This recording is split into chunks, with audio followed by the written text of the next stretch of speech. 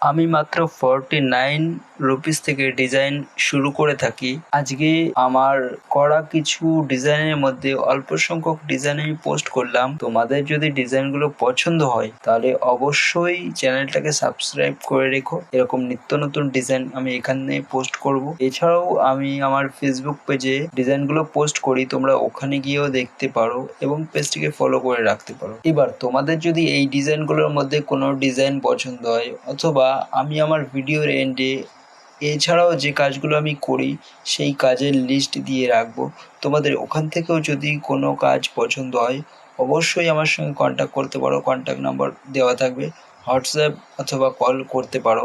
আমি এখানে কিছুমাত্র ব্যানার, ভিজিটিং কার্ড এবং পোস্টার, এছাড়াও একটি বিয়ের টেমপ্লেট বা রাইটিং ম্যাটার ডিজাইন আপলোড করলাম।